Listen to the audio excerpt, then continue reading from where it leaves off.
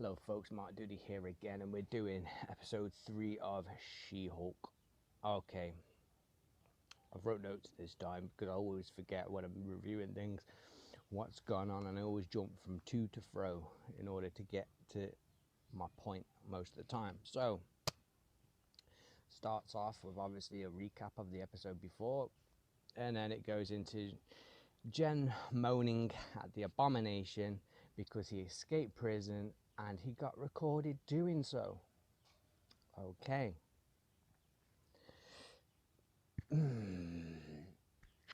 Right. So he's in a high security prison cell.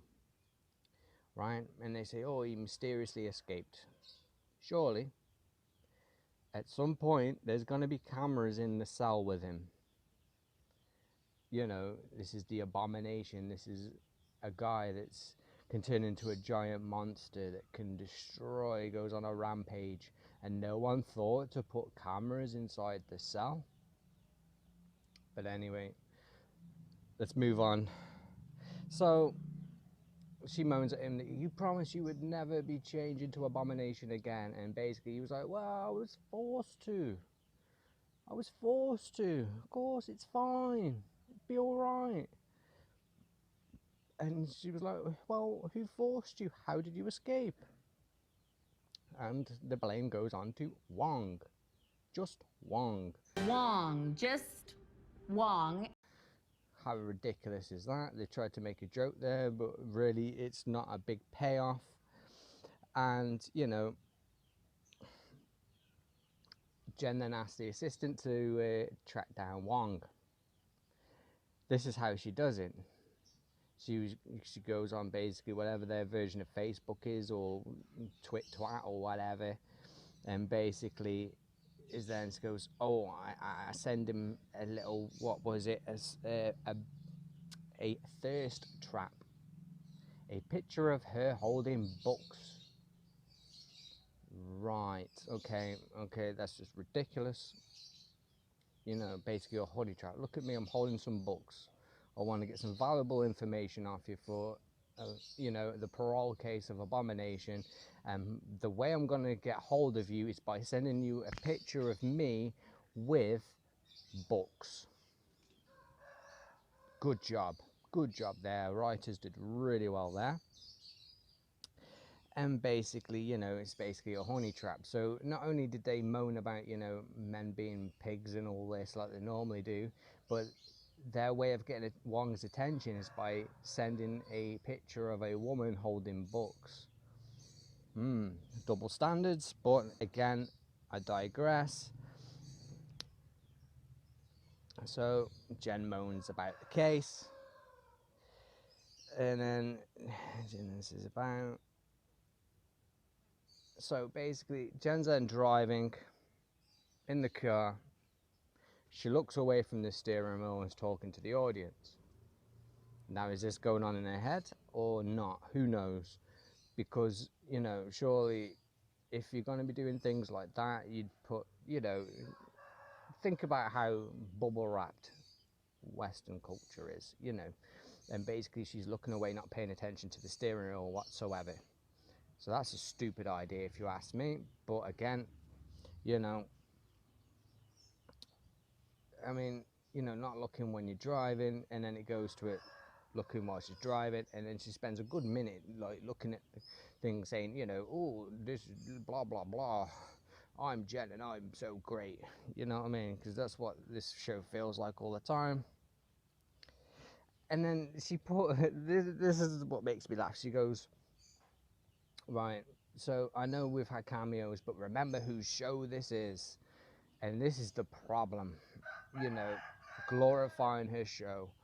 Look at me, I know we've got cameos, oh, you know, got, you know, Bruce Banner, and we got, you know, Abomination, yeah, you got Megan Thee Stallion, and every week seems to be a cameo from other characters to boost the show, because nobody wants to see this version of She-Hulk. I want to see a good version of She-Hulk, like the comic version of She-Hulk, because the comic version of She-Hulk is far superior. But anyway, I digress. Let's go back to it. The TV news comes on, right? And then, you know, one of them says about Jen's qualifications. Who's questioning her qualifications? She's worked in a lawyer firm. She's done whatever qualifications and university and all that to get the qualifications required to be a lawyer. She was a lawyer before she was She-Hulk. Who's questioning the qualifications? I don't know. I mean, that's just stupid. I mean, you know, anyway, it doesn't get any better. Takes Hulk's manhood and gave it to a woman. Who said this? Where's this come from? Why? I don't know. Then it attacks the fans again, you know, and then the Me Too movement. Now all the males are gone, and now we've only got female, you know, no male superheroes anymore. But the thing is, let's figure this out, yeah? Phase 4 has done one. Demasculated all the men and added women. Let's look at Loki. Loki wasn't about Loki, the male version, it was about the female version. You know, Hawkeye, right? Again, demasculated and put for a woman who's the bestest ever. You know what I mean? And they move on, and the complete destruction of all male characters for female characters. This is not what we're doing, this is what they're doing. And they're openly doing it and talking about it and telling you this is what they're doing. So, I mean, at the end, there was like another guy at the end saying, yeah, I'd smash it. You know what I mean? It's like, who the hell on the news would ever say something like that? Whatever, you know, maybe men would say that, you know, oh, yeah, she's pretty sexy. Yeah, you know, I'd have a little tangle with that or whatever. You know what I mean? Maybe. But not on the news saying, yeah, I'd smash that. Yeah, yeah. So, you know, you can tell this is written by women who don't know how to write men, who've never been probably around men enough to understand how a man talks and acts. And this is blatantly obvious by how they write men in this show. Right, so they go into the office scene, and then she was like, oh, you know, you need to, this is truly insanity. We need to control the narrative of what's going on. Right, okay, so you need to control the narrative. Why don't you do a news report? Go on the show or something. Put out a public statement. You know what I mean? You're the lawyer firm, you're defending him. Sorry, my chickens are coming. And so you'll probably hear them in the background. But anyway, so they're saying that this is insanity. You need to control the narrative. And it's like, well, yeah, you know, this is a big news story. You know, a She-Hulk defending Abomination who tried to kill the Hulk. You know what I mean? Of course it's going to be a big news story. Why haven't you put out a statement saying, you know, we truly believe that, you know, Abomination's changed his ways, so on and so forth? There was no press release, nothing to try and suggest that they're going to attempt to even put things right. But anyway, we move on from that, and then she gets a phone call saying, you know, Holloway, the head of the law firm, you know, that gave her a job, who knows why. But anyway, you know, it says, right, come and see me, I want to see you. So you have the awful CGI in this suit. Oh, it's awful, awful. And she ends up at the office, and then I don't know what this guy's name is. I'm going to call him Incel Man, because he's an incel. And I've never met a bloke like this. But again, you know, this is written by women who have never actually experienced men from the looks of it.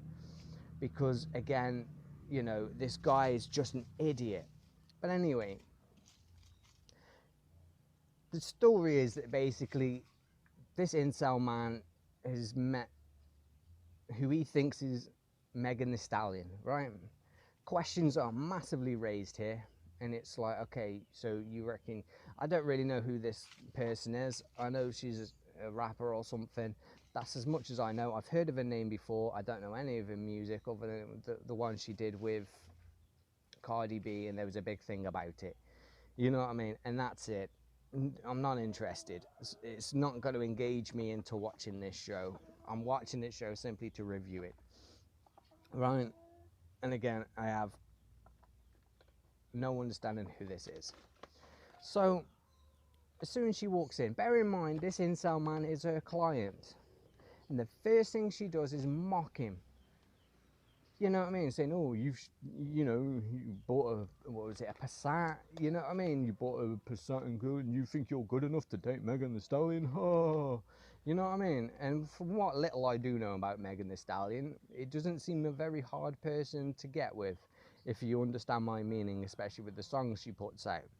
But anyway, so it turns out it's a shape-shifting light elf from Asgard, who's this old woman, right? So this woman can shapeshift into anybody, right? And she chooses to shapeshift into Megan Thee Stallion and date this incel man.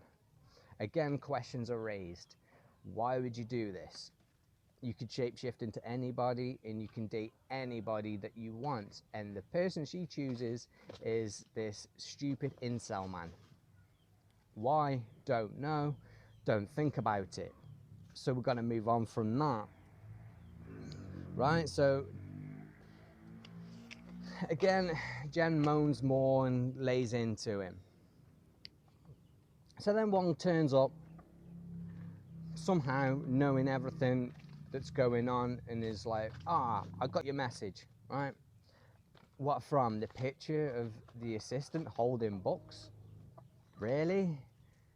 You know what I mean? It's like, so from the time that Jen turns up to the office, Wong immediately knows exactly where she is, knows exactly where the office is, and just teleports in there and is like, happy days, here I am, everything's gonna be great. Of course it is.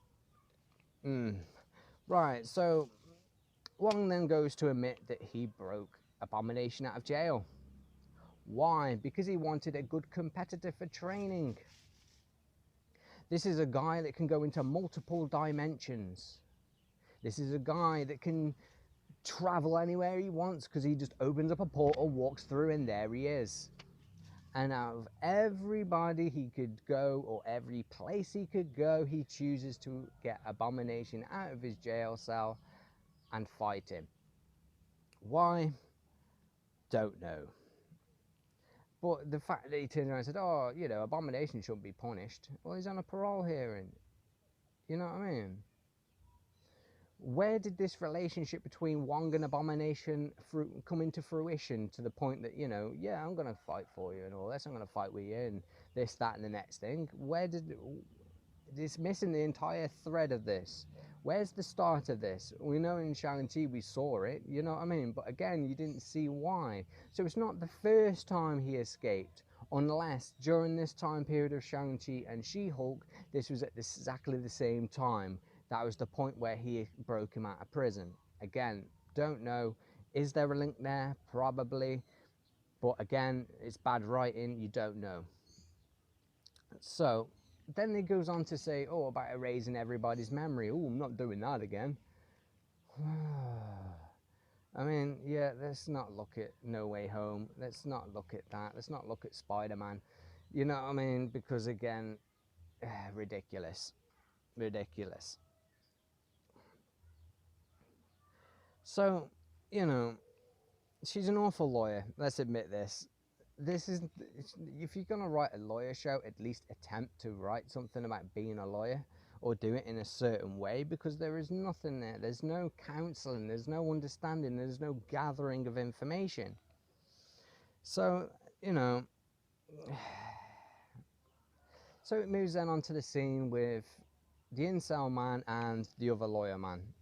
I don't know their names. Hold on, the lawyer man, they call him Pug, or Pugsley, or something like that. Pugsley's Adam's family, but I don't know. They call him Pug. Right, so incel man goes and sees Pug. Pug's like, he goes, well, how much money did you send? So you medium size, so down about 50 grand. And he's like, nah, I spent a bit more than that. And it's like, right, okay. Then he goes, they said, tell me higher or lower. And he's like, 100K, 200K. And he was like, in the end, he was like, nah, 175. 175. Okay. We'll go with that. Receipts. Do we have any receipts? Any contracts? Anything? Do we have any sort of evidence to show that you spent this money? Of course not. It's She-Hulk. They don't know how to write. So even basic understanding of any kind of lawyer firm, right? If someone owes money, yeah, you need to have proof of the pudding. You need to have proof that they have some kind of service contract or whatever.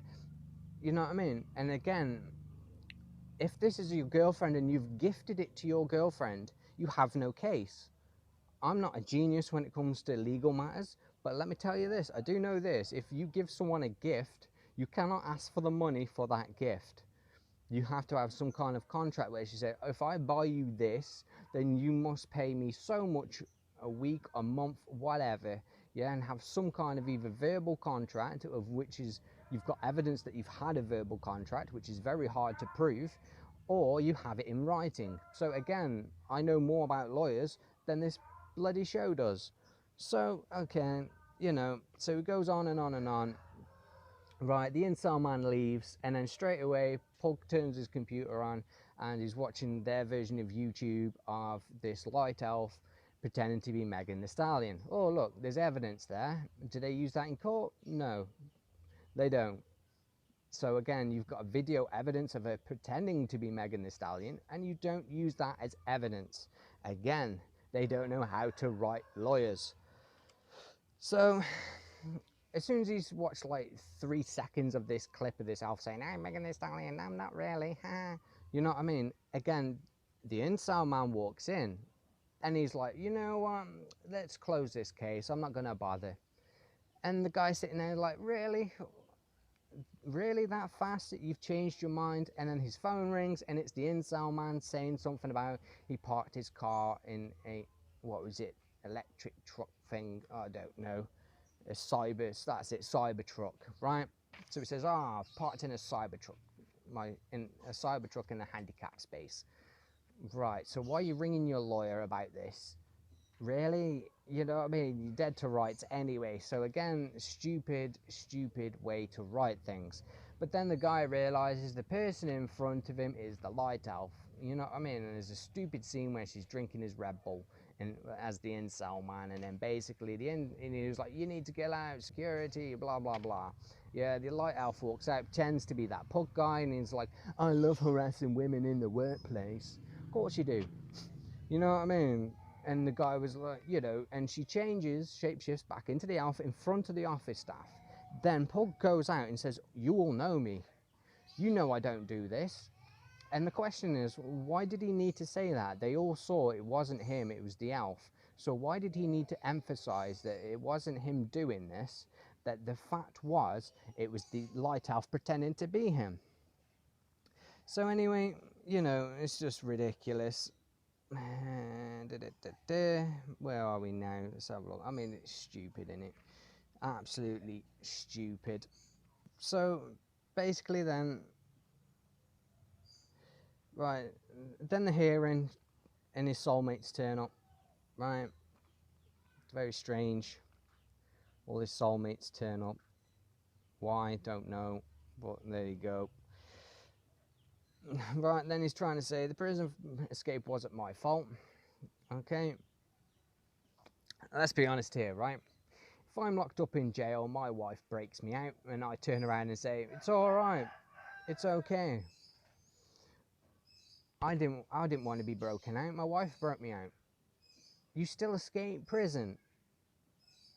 It doesn't matter. You still left the prison grounds. You're incarcerated for a reason. So, I mean, the stupidity of this is beyond a joke, because it's like, if you break out of prison, it doesn't matter. You still broke out of prison. You were still involved in that situation. You know what I mean? So the reality of this is beyond a joke how ridiculous that this is. You know what I mean?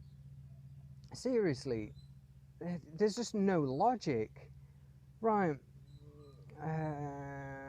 So they go on and on about how he's been rehabilitated. He's like, yeah, you know, I'm spiritually rehabilitated and I'm very good. And then as he's trying to, you know, tell, you know, it's the Abomination's hearing.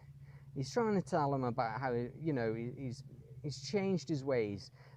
without actually saying anything. It's like, you know, no examples or anything. It's just like, yeah, I've changed.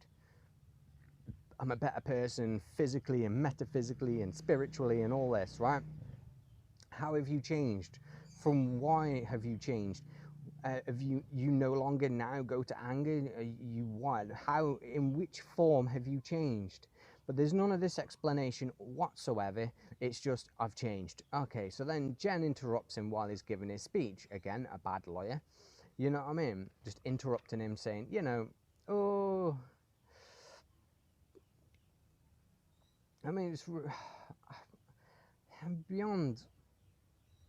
beyond what, ridiculous. How can you write a lawyer show with absolutely no understanding of how the court system works? It's beyond me. So they're on about, you know, oh, you know, what the court says, oh, what are you going to do after? What are you going to do if you get released, right? So basically, by this time, by how they're talking, you already know he's going free. You know what I mean? And just by how they're speaking, you know that, yeah, this is just a clear-cut win.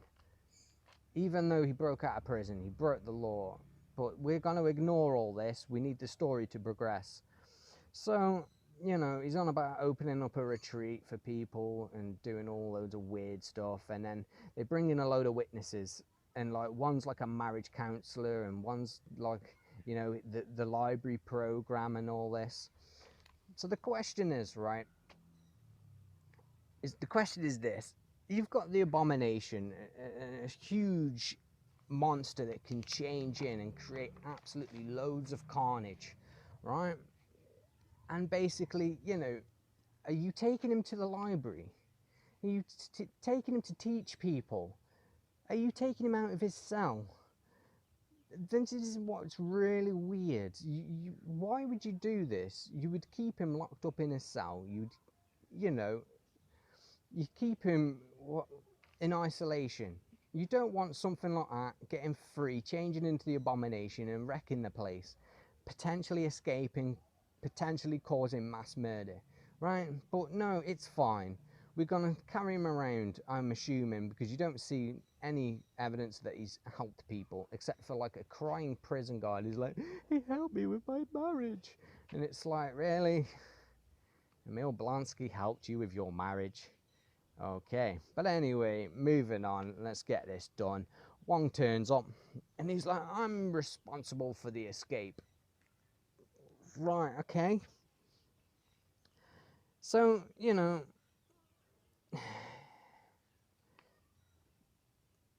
and it's like, you know, again, no cameras in this cell. So nobody's actually watching Emil Blonsky, one of the most dangerous creatures on the planet. But it's perfectly fine. It's okay. Why not? Why not? Anyway, he goes to the courtroom for the incel man's hearing thing, and they turn around and say she has diplomatic immunity. And it was, you know, and it was like, wow, we're not on Asgard. Diplomatic immunity don't work. Right, okay. Well, obviously you ain't watched Lethal Weapon, have you? Which one was it? The one with Patrick Kensit in with the Australian guy. Well, he was a diplomatic. He had diplomatic immunity. What does that mean? A diplomatic immunity means you can basically get away with things. You know what I mean? So it doesn't matter whose soil you're on, as long as you're a diplomat, because obviously you get certain extra, what's the word I'm looking for? Certain extra abilities that you can get away with. But again, you know, obviously impersonating some singer and doing what she did doesn't count. But anyway, the court dismisses it, saying you're not an Asgard, blah blah blah. We have no idea how to write a lawyer show, blah blah blah. So the only lawyer-like person is this pug to me, because he's the only one that feels like a lawyer and actually attempts to talk like a lawyer. So they're like, right, we're going to take this to the next phase.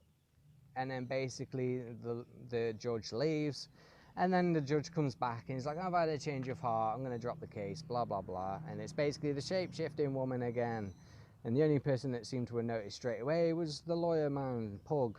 Okay, right, so so I don't know. Wong then it goes back to Jen and Wong and the Abomination, and then basically he's like, oh, you know, I escaped him out of prison. I'm gonna give him asylum. You know what I mean? So not only is he saying I'm gonna escape this guy out of prison, but I'm also gonna give him asylum. So I'm gonna harbor a criminal. Right, makes sense, doesn't it? So you know, all the people on the panel, and you know, you've just admitted to being illegal. You know, doing this illegal, you know, offences by escaping him out of prison, offering to then give him asylum, harbour a fugitive and all that. And then basically, you know, they're like, you know, oi, we should arrest you. And he's like, nah, I'm out of here. See you later. Bam, through the portal. Of course you do. Is there no like kind of defences on this place? But anyway, Jen's all like, oh, I'm so great, me, oh, and has no idea what she's doing. You can tell she has no idea what she's doing. You can tell the writers have no idea what they're doing. So the court's like, you have no control over Abomination when you change. And he's like, I can put your minds at risk. Put your minds at rest, right? So he takes his shoes off. And everyone's like, no, don't do it, no, don't do it. And he changes into the Abomination, and he's like, yeah, see, everything's fine. Nothing to see here. It's perfectly fine. I am, you know, I've got full control of being the Abomination. Right, so, you know, Jen waffles on about, you know, he's a reformed person, blah, blah, blah. There's no kind of any kind of way to prove that he's been reformed except for, you know, blah blah blah. I've skipped it a bit, I think, you know, because Wong's only just left. Wong leaves after that. I do apologise. So yeah, after they say about being reformed, again they moan about, you know, oh, you've committed a crime, blah blah blah. He disappears. The second Wong goes through the portal, all these soulmates leave at the same time. Who knows why? You know, and then journalists, she walks out of the courtroom after, you know, they say, oh, we're gonna talk about it. Everybody leaves. Jen goes outside, and it's like, oh, you Abomination's baby and all this crap, and it's like, this is just stupid. Are you just saying that the news is just dumb? And then basically one of them goes, oh, is it true that you turned into the She-Hulk because of a mafia hit gone wrong? Now that is the story I wanted to see. It's a much better story than basically Jen getting a little cut and a gash and saving the Hulk and him bleeding all over her, which is not what happened, but actually a mafia hit gone wrong. He does a blood transfusion and then she turns into She-Hulk. That is a much better story, and they throw that in there. Right, so then, you know, back to the drinking again. Why not? Because, you know, they're all drunks. And then Jen mocks the incel man some more to Pug. And Pug was like, oh, great idea. Basically, the assistant also said bad things about the incel man. So why didn't he offer her as well to come in as a witness? But who knows? It's all about Jen. So anyway, you know, they move on. We go back to the courtroom. And Jen absolutely mocks this incel man. If you ain't kind of figured it out yet, this incel man hasn't really said anything bad about people except for like, yeah, she's beautiful, oh, I'd have her and all this. You know what I mean? But he's not really exactly been kind of nasty to anyone except for looking at him like a piece of meat. But other than that, you know, but Jen absolutely destroys him by saying he's an absolute imbecile, blah blah blah, man bad, white man bad, as you do. Right, so then basically the incel man wins, of course he does. It wouldn't be any other way. The shapeshifter's then charged like what, 60 days and 175 grand in order to pay back the incel man. Then Megan Thee Stallion is in the courtroom. How? Why? Why wouldn't she a witness? Why didn't she go up and say, yeah, this person impersonated me. I didn't have no you know, didn't date this guy in any way. I don't know who this guy is. Did they use her as a witness? No. They just chucked her in. How did she know about the court case? Don't know. How, you know, because this is like a small claims court, you know what I mean? It's not exactly worldwide news that Incel Man is, you know, being suing Megan Thee Stallion, you know, elf, light elf impersonator, shape shifting, whatever. You know what I mean? None of that. No, but somehow she knew. She was in the courtroom and she was like, "You're talking about Megan Thee Stallion." You know what I mean? Of course, whammons are great. Right. Back to the gas fire. I don't know. Jen has some news named about. So yeah, Jen's on the news again. Well, she's on the news this time, and basically they're like, "Oh, you know, how do you feel about this?" And then basically, you know, why did you get called She-Hulk? And she's like, "I don't. Some man on the news called me She-Hulk," and it's the same news program that called her She-Hulk in the first place. So again, stupidity, right? Then we move on to Jen gets home, and then you have one guy grabs her from behind, and you got like these Asgardian weapon things that they used to build with, and they're like, "Did you rob a construction worker?" Blah blah blah. They all try and attack her. She then changes into She-Hulk. And if you watch what happens, yeah, she like punches a guy in the face. She throws another guy's head at another guy, yeah. She would have killed them. You know what I mean? Don't forget, this She-Hulk is super strong. You know what I mean? This is her character, that she's a Hulk. She's super strong. But no, everybody's fine. Just a couple of cuts and things. And one guy tried to stab her with a needle to probably get some DNA or something, right? Right. So basically at the start, yeah, when they attack her, why didn't the guy that grabbed her straight away instantly jab her while she's in human form?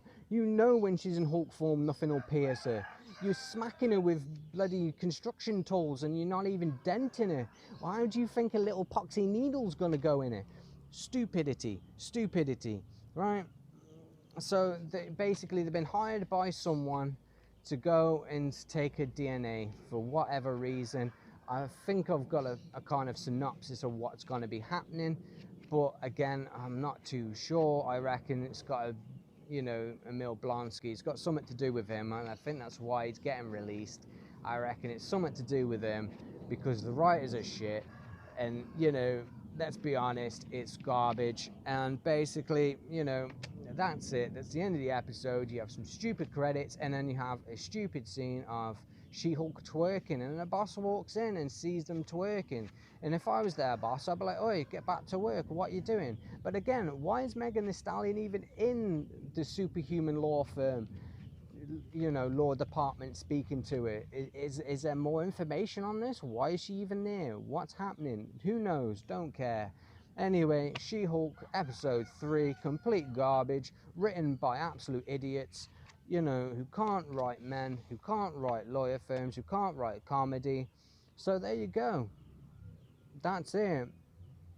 And I've watched this 3 times, and believe me, it gets worse every time I watch it.